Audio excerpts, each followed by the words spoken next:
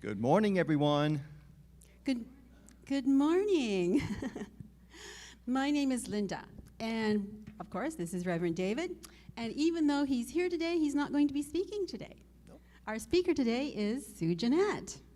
So we welcome her with open arms. We are so pleased to have you here with us.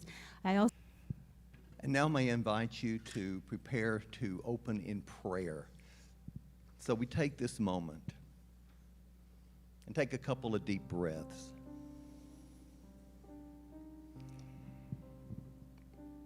And we bring our attention to this present moment, this particular place in time. And we allow ourselves to be relaxed.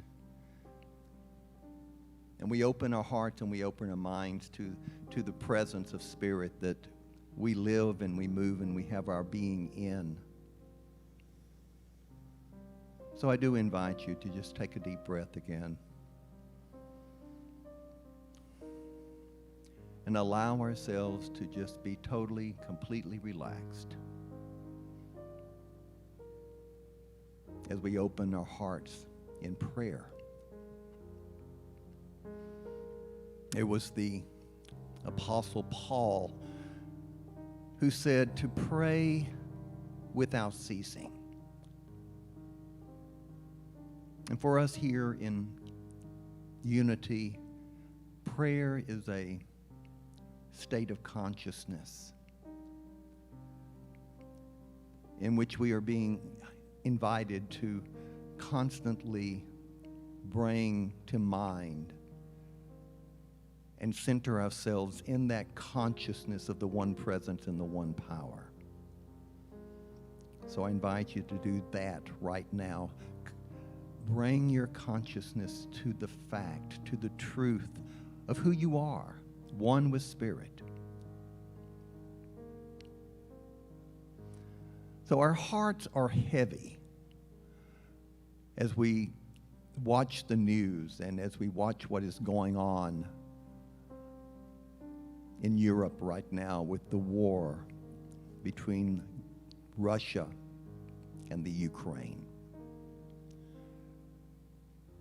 So we allow ourselves to just take a moment to just send a blessing to the Russian people, to the Ukrainian people.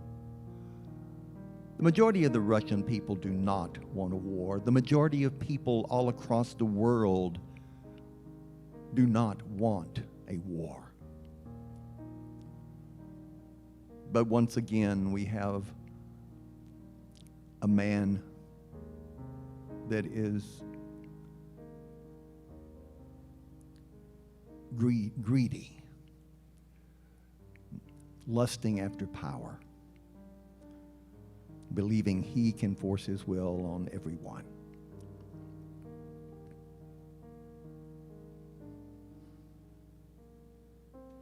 But love will prevail. And what is going on right now is an opportunity for the world to really take stock, that we as a huge community, a world community, we can speak out and we can do the things that we need to do. And we can change the world, and that is what we are meant to do, to be the light that Jesus said we were. He said, you are the light of the world. And unity is brought about by love. Love and unity is one. Without love, there is no unity. So our prayer is for peace. It is for love. It is for the good of all. And we pray this prayer in the name of the living Christ presence. And so it is. Amen.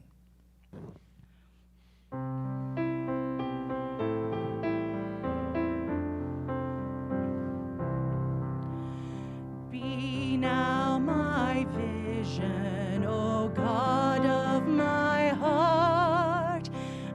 nothing surpasses the love you impart.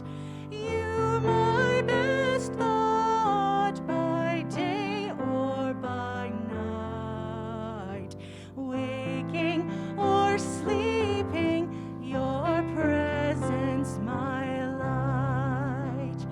Be now my wisdom and be my true word.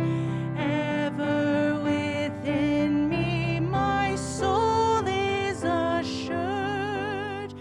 Mother and Father, you are both to me. Now and forever, your child I will be. Riches I need not, nor life's empty praise. You my inheritance now and always.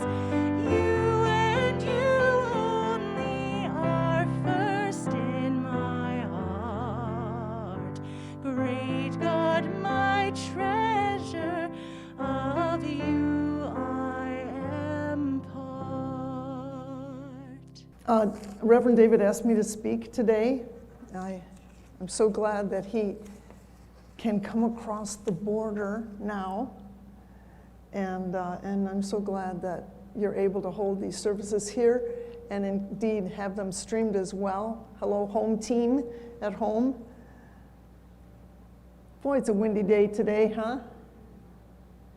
Coming here, my car was kind of drifting a little off course. The winds of change can really push us to drift off course, can't they? It seems like things are getting worse, but I'm here today to say that it's not getting worse. It's only getting revealed. And I think that basically Reverend David said my talk in his opening prayer, so I really don't have to say anything. But we do have some time to spend together, and I do love to talk. So this profound transformation that we're going through on the planet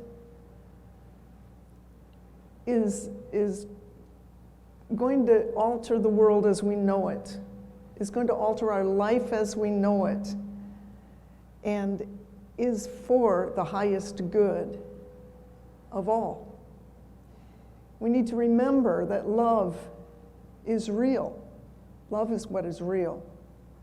And in effect, in linear time, we're going through the experience of how that happened, how love became the only power on earth, when in reality, in the nonlinear world, in the world of heaven, it's already true.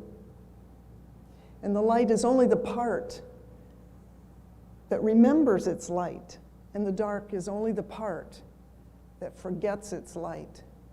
So as the light continues to shine, as the power of the light cannot be overcome by darkness, we move forward. The opportunity for healing our deepest wounds is at hand. And we're really becoming aware of what really matters now, aren't we? We really know what really matters, and we're being called to act upon that, what really matters. Paul summed up the core teaching of Jesus in his letter to the Galatians. Galatians 5, chapter 5, verse 14. For the whole law is fulfilled in one word.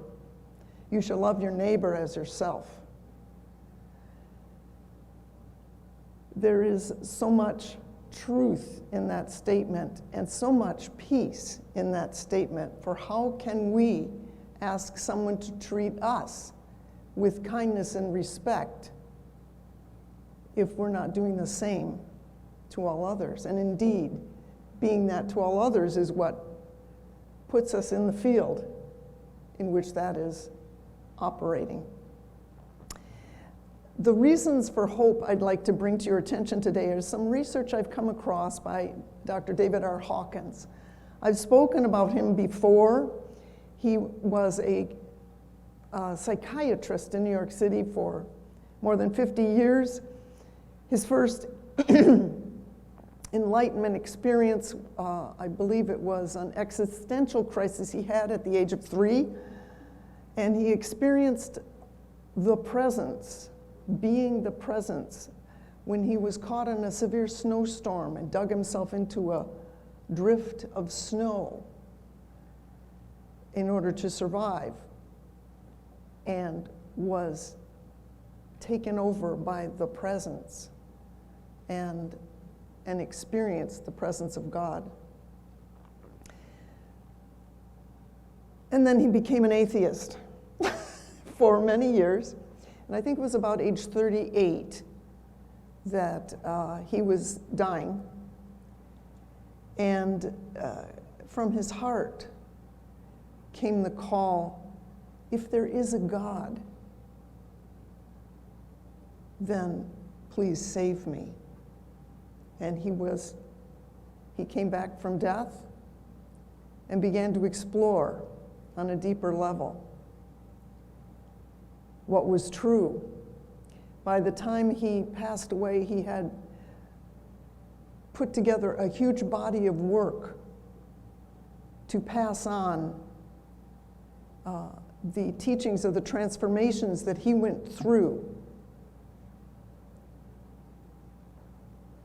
He provided for us a map of consciousness, which is a scale that measures the levels of consciousness about what you are asking about, the level of consciousness of people. It can be, for example, what is the level of consciousness when I was born, when I had my first child, by the end of my days. It's very accurate. It has been, the testing method has been replicated thousands of times. And I've come into contact with a gentleman who does this thousands and thousands of calibrations every month to determine things. And his name is Clayton Stedman, and he was a long-time student of Dr. Hawkins. He has a whole list of calibrations that he's accumulated. For example, at Christ's birth, the average planetary level of consciousness was 100, which on the scale is fear. In 1987, which some people may know is the year of the, there was a shift of consciousness on the planet at that time, the harmonic convergence. At that time, the level of consciousness on the planet changed to 200. Now, 200 is the level of courage. And it's the first positive level, positive energy that makes it possible to uplift consciousness. Now, each number on this scale is a logarithm. It's a logarithmic scale. Now, anyone know what a logarithmic scale is? I know I'm really poor at math, but basically what it means is that each number has 10 times the power of the number before it. So number 1 is the power of 1. Number 2 is 10 times the power of number 1. Number 3 is 10 times the power of number 2, which is 10 times the power of number 1. So you can see how this blossoms. This is not just a little change. This is double the consciousness. This is, in my view, has a lot to do with the energy and the work that Jesus Christ did on the planet while he was here, and not just him, many other masters. So the world level of consciousness in January and February of 2020 was 243. So you see things are accelerating. When COVID hit, it dropped to 220, which is a huge loss. But in April of 2020, it actually dipped down to 100 again. Now, Clayton, when he was giving these numbers, did mention that he's postulating that the reason it dropped so low is because people were praying to kill the COVID virus. There were groups and meditations and many people leading our first response when we're in fear is let's kill this, right? Very natural, nothing wrong with this. However, not very resourceful, shall we say. So now, in December 2020, it has risen to 205. He continues to calibrate, and I can give you the podcast and website of his, the information that flows from him. And I just wanted to say that Christmas Day every year is over 500. Of all the days of the year, the highest calibration in Christmas Day 2020 was 505. There's also some more interesting, David R. Hawkins has quite a practical and a humorous approach, because once you reach the level that he is, he just says the truth and laughs. But he talks about what the power of love can do. He says, indeed, anything done with love increases its calibration, seen in the everyday arena of the food we eat. Machine-made food calibrates at 188 to 200, but homemade food rises to 209, and if it is blessed, it rises to 215. Machine-made bread at the supermarket calibrates at 188, but if the bread comes from the bakery in the same supermarket, it rises to 203, and then higher if it is blessed. And this is my favorite sentence. Cookies made for the family calibrate at 520. I thought, man, that's higher than Christmas. I was almost inspired to bring cookies, but I thought, nobody's going to be allowed to eat them, so I can't really do that. I have some peanut butter waiting for peanut butter cookies, but then, okay, who can eat nuts? So anyway, he says these calibration differences are a unique demonstration analogous to Heisenberg's principle, in that the introduction of human consciousness and intention alter the field. It alters the field. The prayers from this church alter the field. Every thought's a prayer, right? You are more powerful than you know. You are so powerful. And love is the power that makes it true. So I brought some suggestions along. Now, I talked today about my favorite two teachers, David R. Hawkins and Matt Kahn is the second of my favorite teachers. He's a highly tuned empathic healer, an author, and a spiritual teacher. And he has several books on the power of love that have profoundly altered my life. They provide a transmission of healing energy, as does his presence. He provides a transmission of presence, and so it enhances the learning to a great extent. So the first book that he wrote is called Whatever Arises, Love That, and it describes techniques and methods for loving whatever arises in us. Not necessarily loving COVID, but loving the person who has COVID. Not necessarily loving our anger, but having a relationship with our feelings instead of rejecting. And again, the trying to get rid of, the avoidance, the denial that doesn't work, that leads to dysfunctional behavior. His second book is Whatever Arises. The second book is Everything is Here to Help You. And it's very deep explanation of the underpinnings of the differences between the soul's way of moving through life and the ego's way of moving through life. Keeping in mind that we also apply this love your neighbor to our ego, which is we're not here to reject it, we're not here to get rid of it, we're not here to make it powerless. We're here to embrace it and integrate it and bring it into the light with us so that it can serve the light. Without our ego, we wouldn't be doing very well functioning in the world. And we're here in this world for a reason. So Matt talks about 4 signs of transformation that indicates that an old pattern within you is being challenged and that your ego is beginning this unraveling process. And we've been in these for a long time. You're going to recognize them because we're all doing this at the same time.